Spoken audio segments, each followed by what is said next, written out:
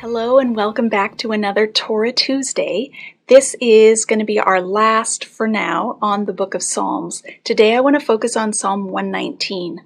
Psalm 119 is the longest psalm in the Bible, and it's also the longest chapter of any kind in the Bible. And it's about the Torah, which is why we can talk about it on Torah Tuesday. Psalm 119 is 176 verses long, and probably you've avoided it because it's long, and to read through the whole thing takes time, and it's very repetitive. But I want to show you the key to appreciating Psalm 119, which has to do with its structure. Psalm 119 is an alphabetic acrostic.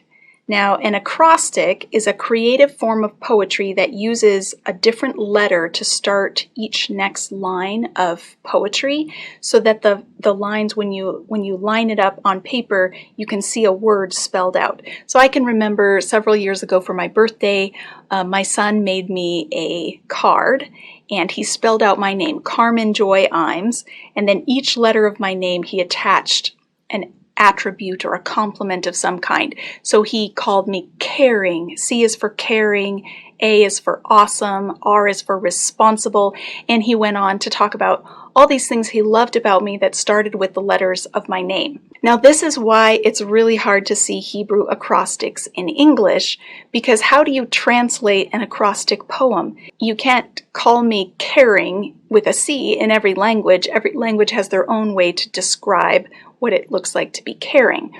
So it's difficult to see these in our Bible, but there is always a footnote when the Hebrew author is using an acrostic format. Now, I'm not aware of any acrostics in the Bible that are words that like spell out a word or a sentence, but we do have a number of alphabet acrostics, which are like A to Z. In the Hebrew alphabet, it's Aleph to Tav. And so it works its way through the Hebrew alphabet and assigns the next letter of the alphabet to each line. Let me show you a quick example from the book of Proverbs. You might be familiar with Proverbs 31 as the description of the wise woman. It's an alphabetic acrostic. And beginning in verse 10 all the way through verse 31, each line that describes this woman starts with the next letter of the Hebrew alphabet. And if you look in your English Bibles, at the bottom of the page, it will say this: verses 10 through 31 are an acrostic poem, the verses of which begin with successive letters of the Hebrew alphabet. So if you have an eagle eye and you notice that, then you can appreciate it. The idea is that the author of this chapter in Proverbs is giving us this exhaustive catalog from A to Z of all the ways that this woman is wise. Psalm 119 is an alphabetic acrostic on steroids. It is impressive. Rather than just having one line for each letter of the Hebrew alphabet, it has 8 lines for each letter of the Hebrew alphabet, and each one of the 8 lines starts with that letter. So like I said, it's on steroids. So if you look in your English Bibles, you'll probably notice there's a heading at the top of this stanza. This is Aleph, which is the first letter of the Hebrew alphabet. And each of these 8 verses starts with a word in Hebrew that begins with the letter Aleph. So it's like A, and then we come to the letter Beth or Beth, and you get B. Okay, so there's 8 verses for each letter of the Hebrew alphabet. Each one starts with that letter, and that's what those headings are trying to tell you. Now, within each stanza, the psalmist has a lot to say about the Torah and about how much he loves the Torah. And he uses at least 6 different synonyms for Torah in every stanza.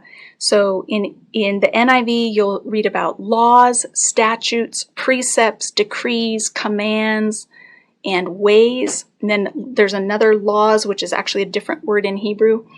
And this is the psalmist's way of mulling over the significance of God's instructions over and over again, using all the words available to him to describe those instructions and all the letters of the alphabet to talk about it. So what's the point? This is literary gushing. It's a catalog of reasons to love Yahweh's instruction. From A to Z, from Aleph to Tav, Here are all of the reasons why it's wonderful that God tells us how to live.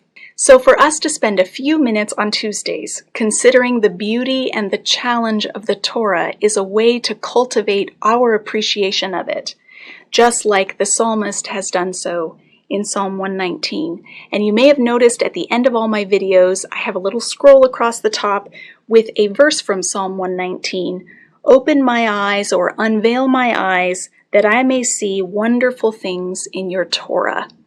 And that is the heart of the psalmist, and it's the heart of these videos. I hope you're enjoying them, and I hope you share them with your friends so that we can cultivate a broader community of people who are committed to meditating on and living out what the Torah teaches. Have a great week.